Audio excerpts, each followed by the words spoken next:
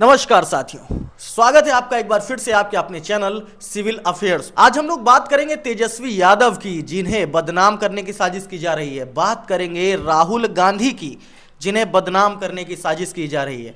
और कौन कर रहा है ये साजिश? ये साजिश कर रही है भाजपा और गोदी मीडिया। चाहे वो तेजस्वी यादव हो, चाहे वो राहुल गांधी हो।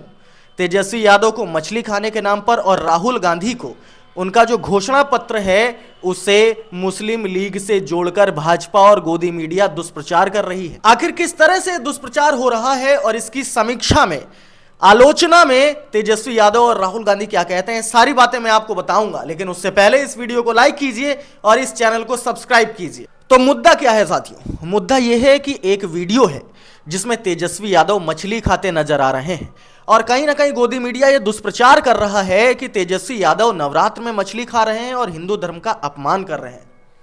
लेकिन वास्तविकता तो कुछ और ही है। वास्तविकता क्या है ये आपके सामने मैं लाऊंगा, लेकिन उससे पहले आप ये वीडियो देखिए साथियों। आप सब लोग अभी देख रहे हैं कि हम लोग अभी मुकेश सहनी जी के साथ हैं और पूरा दिन भर हम लोग प्रचार किए हैं। और प्रचार करने के बाद हम लोगों को ये 10-15 मिनट मिला है जो हम लोग लंच कर सके। तो आज मुकेश जी जो है खाना लाए हैं, लंच में मछली लाए हैं और बहुत ही स्वादिष्ट मछली है। 1 कांटे का मछली है, साथ में रोटी है, नमक है, प्याज है और हरी मिर्ची है। तो यही मौका मिलता है जब हम लोग जो है 10-15 मिनट का खाना जो है खा सके। और पूरे दिन भर से हम लोग प्रचार में लगे रहते हैं। तो मुकेश जी को हम धन्यवाद देते कि मछली खिलाया आज इन्होंने। और मछली कौन सा है, मछली कौन सा खा रही बताएंगे? नमस्कार साथियों, ये मछली जो है खास करके मिथिलांचल में कोसी में पाया जाता है। इसका नाम है चेचरा और मजबूती से हम लोग प्रचार कर रहे हैं।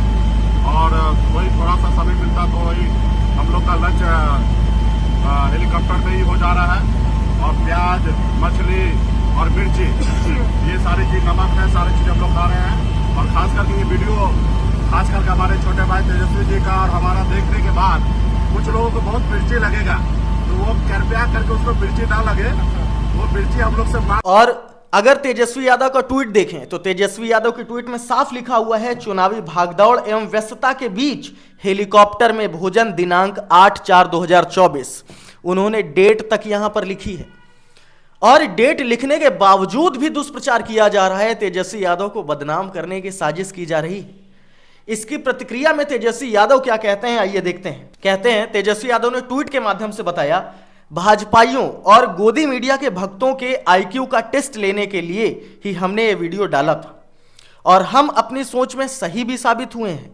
ट्वीट में दिनांक यानी डेट लिखा हुआ है, लेकिन बेचारे अंधभक्तों को क्या मालूम, आखिर में सहनी जी द्वारा मिर्ची लगने का वक्तव्य भी शामिल है। कारण साफ स्पष्ट कि वो जहां भी जा रहे हैं, तेजस्वी यादव जनविश्वास रैली कर रहे हैं या कोई भी भाषणबाजी कर रहे हैं, उसमें उन्हें लोकप्रियता मिल रही है, उसमें उन्हें जनता की प्रतिक्रिया मिल रही है। और सिर्फ इतना ही नहीं, तेजस्वी यादव का जो जनता से बात करने का लहजा है वो भी बहुत आम है। आप देख सकते हैं कि किस तरीके से जनता से गाने के माध्यम से वो जुड़ते हैं कि तुम तो धोखेबाज हो, वादा करके मुकर जाते हो। ऐसा देखिए इस वीडियो में। अरे तुम तो धोखेबाज हो, अरे तुम तो धोखेबाज हो, वादा करके भूल जाते हो। अरे रोज मोदी जी तुम ऐसा करोगे, रोज मोदी जी तुम ऐसा करोगे, जनता से लूट गई तो हाथ मलोगे। अरे तुम तो धोखेबाज हो, वादा करके भूल जाते हो। अब यही है असली चेहरा। फिर से उसी वीडियो पर आते हैं जहां पर दुष्प्रचार किया जा रहा है तेजस्वी यादव का। मैं आपको साफ बता देना चाहता हूं कि इसमें तारीख भी लिखी हुई है, जो कि है 8 अप्रैल 2024। तो आखिर यह दुष्प्रचार क्यों हो रहा है? और इस पर तीखे तेवर अपनाए हैं तेजस्वी यादव ने और एक तंज भरी हंसी के साथ उन्होंने ट्वीट भी किया है। मैं आपको एक और बात बता देना चाहता हूं कि भाजपा कहीं ना कहीं विपक्ष को बदनाम करने की साजिश हमेशा से करती आई है। कभी राहुल गांधी तो कभी तेजस्वी यादव। मैं आपको बता दूं कि बिहार की राजनीति में हिंदू बाहुल्य क्षेत्र ज्यादा है और तेजस्वी यादव भी ये बहुत अच्छे से जानते हैं, इसीलिए वो कोई ऐसा काम नहीं करेंगे जिससे उनके मन में तेजस्वी यादव के प्रति अपमानजनक स्थिति पैदा हो। तेजस्वी यादव जनता में लोकप्रिय हो रहे हैं सिर्फ इस बात से घबरा कर भाजपा के नेता उन पर भ्रामक बयानबाजी करते हैं। अगर गिरिराज सिंह की बात करें तो गिरिराज सिंह ने तो डीएनए तक में सवाल उठा दिया था तेजस्वी के कि ये तो भ्रष्टाचारों के डीएनए हैं। अगर मैं बात करता हूं सम्राट चौधरी की, उन्होंने भी अश्लील टिप्पणी की थी लालू प्रसाद यादव और उनकी बेटी रोहिणी पर। यह सब क्या है? यह सब सिर्फ और सिर्फ चुनावी मुद्दों का और जनता का गुमराह करने का तरीका है। भाजपा कभी भी उन मुद्दों पर बात करती नजर नहीं आती जो जरूरी हैं, जैसे युवा, रोजगार, महंगाई, लेकिन तेजस्वी यादव लगातार चाहे महंगाई हो, रोजगार हो, नौकरी हो, इन सभी की बात करते नजर आते हैं। देखिए क्या कहते हैं तेजस्वी यादव। लेकिन आज गरीबी इतनी चरम पर है, बढ़ गया है कि 80 करोड़ लोगों को जो है अनाज बांटा जा रहा है। बेरोजगारी इतनी बड़ी है, इसलिए विगत 46 वर्षों में बेरोजगारी ने अब तक का रिकॉर्ड तोड़ दिया है। आप देखेंगे भयानक आंकड़े मेरे सामने हैं। इंटरनेशनल लेबर ऑर्गेनाइजेशन यानी ILO, यानी हिंदी में हम कहें तो अंतर्राष्ट्रीय श्रम संगठन और इंस्टीट्यूट ऑफ ह्यूमन डेवलपमेंट की बेरोजगारी की रिपोर्ट और ताजा आंकड़ों में मुताबिक आज देश के बेरोजगारों में से 83% युवा है, यानी 83% जो है युवा है।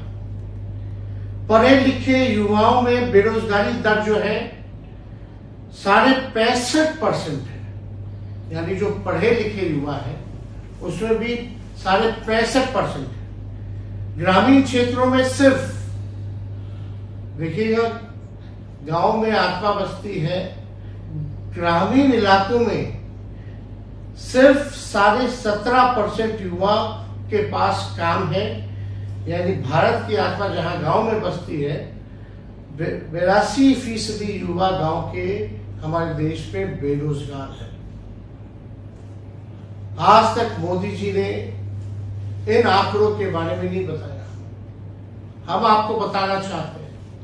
और ये कोई मेरा आंकड़ा नहीं है, ये ILO का आंकड़ा है और आप लोगों को समझना पड़ेगा, अपने विवेक से काम करना पड़ेगा।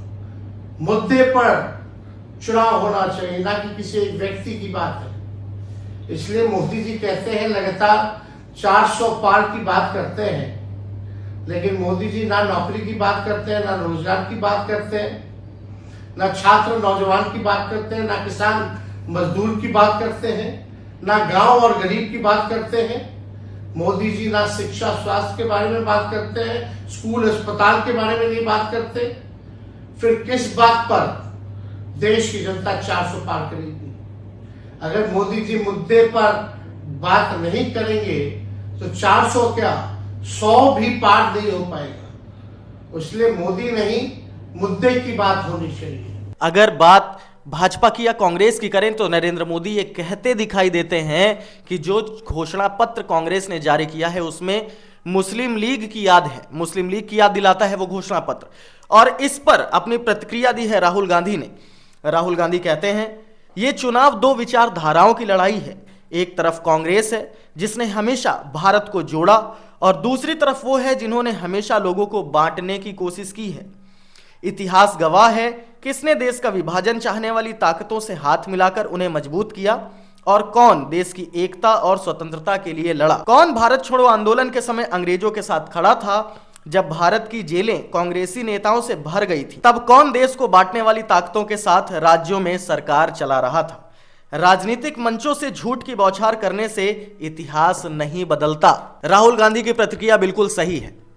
और अगर आपको इतनी ही मुस्लिम लीग दिखाई दे रही है तो आखिर श्यामा प्रसाद मुखर्जी ने जिन्ना के साथ मिलकर सिंध और बंगाल में सरकार क्यों बनाई थी? इस बात का भी तो जवाब दीजिए। मैं आपको कुछ मिसालें देना चाहूंगा आपके सामने।